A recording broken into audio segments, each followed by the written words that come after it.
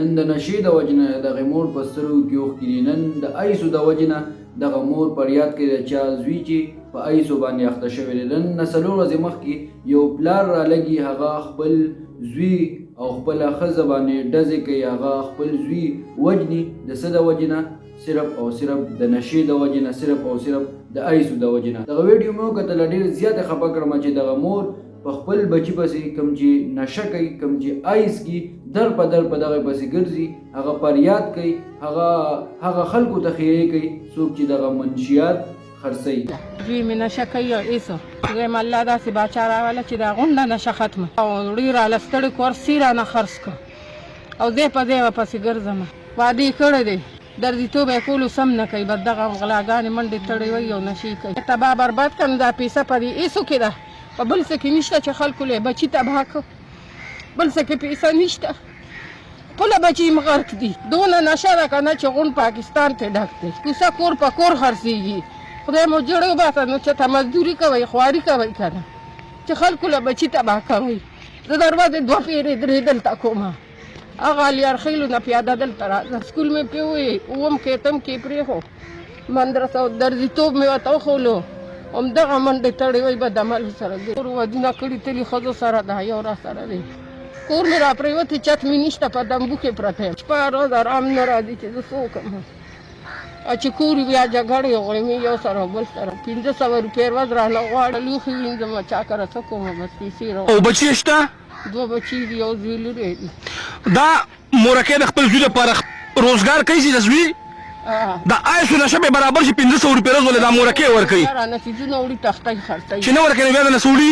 زما د پولیس ډپارټمنټ او زما ټول چې کوم د منشیاتو خلاف کار کوي، خدای او رسول ته وګوره، د ایسو نشه دومره حده پورې سیوا شوې ده چې خلک یې لیوني که تباه برباد یې که مورکۍ تور سره چې کوم دی جاړي او دغه فریادونه کوي چې خدای ته جنګ کوي، وایي ټکوي، هغه مور کره ناسته یو دی ګرځي، دی ګرځي. هغه هم بوتله، دی هم لاړ، ملې تباه کړه چې څنګه یې موږ تباه کړو.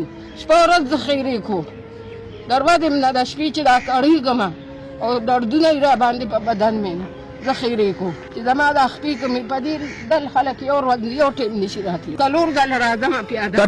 خلکو ته وایم څوک چې منشیات خرڅوي، دا جوړه لاسونو ته وګورئ، د خدای خاطر وکړئ، د قوم دا بچي نور مه غر کوئ، دا ځوانان نور مه تباه کوئ، دا ځوانان نور مه غر کوئ، دا د ژوند نه نور مه وباسئ. د مور دغه ژړا تاسو واورېدله، دغه فریاد تاسو واورېدو، دا د هر کور دغه حال وي، په کوم کور کې چې نشه کوونکی وي، په کوم کور کې چې په دې لعنت باندې، په دې ایسو باندې څوک هم راوړېدلي وي، څوک هم په دغه باندې اخته شوي وي، دغه مشران په تکلیف کې وي، دغه کور په تکلیف کې وي، د کور سامان خرڅوي، د کور چې سم هغه ته په مخې ته راځي هغه خرڅوي، د صرف او صرف د نشې لپاره، د نشې د پیدا کولو لپاره هغه هر څه کوي. هغه خلکو ته وایم څوک چې دا منشیات خرڅوي، یعنې دا ایس خرڅوي، هغه خلکو ته وایم چې دا خیرې به تاسو پسې یو نه یو ورځ ضرور در پسې کېږي، تاسو به د دې خیرو د وجې نه ذلیل او رسوا کېږئ. ټولو ځوانانو ته مې دغه درخواست دی چې د نشو نه ځان وساتئ، ځکه چې نشه